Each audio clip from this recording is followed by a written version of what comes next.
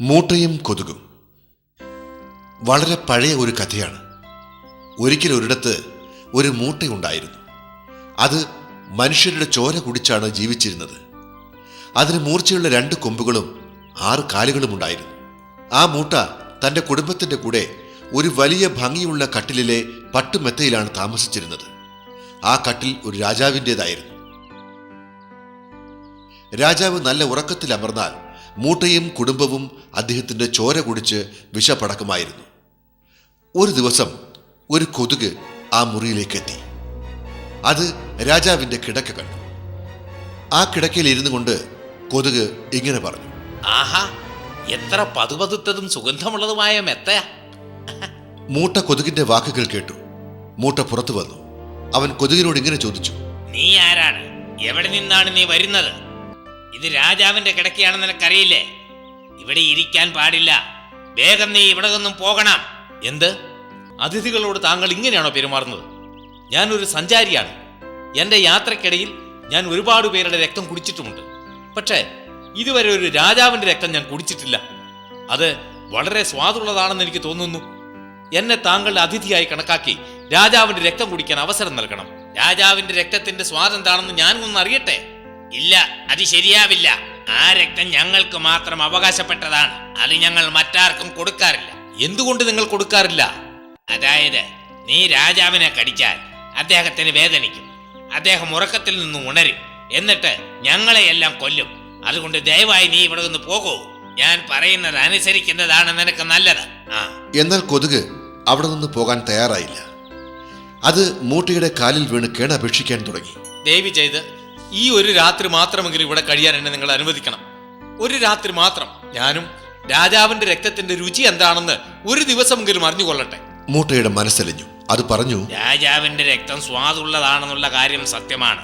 പക്ഷേ നീ ഇന്ന് മാത്രമേ ഇവിടെ തങ്ങാൻ പാടുള്ളൂ.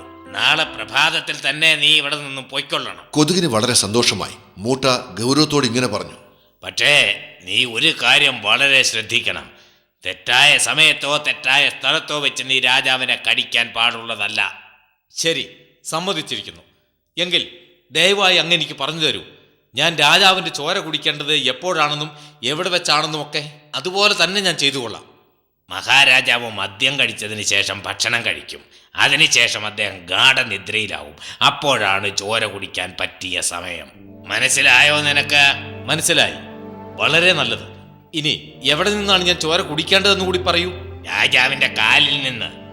അദ്ദേഹം ഗാഠമായ ഉറക്കത്തിലാണെങ്കിൽ നീ ചോര കുടിക്കുന്നത് അദ്ദേഹം അറിയില്ല. അതുകൊണ്ട് ഇഷ്ടം പോലെ ചോര നിനക്ക് ഈ രാത്രി കുടിക്കാം. വളരെ സന്തോഷം. ഞാൻ ശ്രമിക്കാം. ഞാനിവിടെ കാത്തു നിൽക്കാം. മൂട്ട തന്റെ വീട്ടിലേക്ക് പോയി. കൊതുക് അവിടെ ചുറ്റിക്കറങ്ങി രാജാവിനെ പ്രതീക്ഷിച്ചിരുന്നു.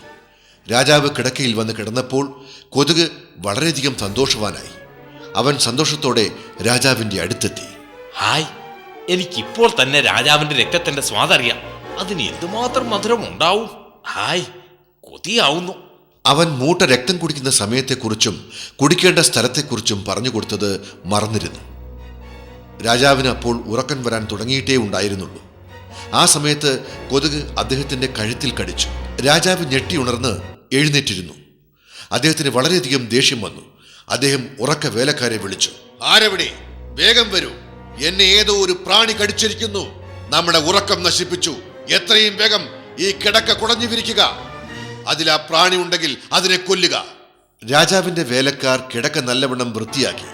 കൊതുക് പറന്നുപോയി. പക്ഷേ മൂട്ടയും കുടുംബവും വേലക്കാരുടെ കയ്യിൽ അകപ്പെട്ടു. ആ വേലക്കാർ നിഷ്കരുണം എല്ലാ മൂട്ടകളെയും കൊന്നൊടുക്കി. അങ്ങനെ ആ മൂട്ടയും കുടുംബവും നാമാവശേഷമായി. ഈ കഥയിൽ നിന്ന് നമുക്ക് ലഭിക്കുന്ന പാഠം നമ്മൾ പരിചയമില്ലാത്ത ആൾക്കാരോട് അകലം പാലിക്കണം എന്നാണ്.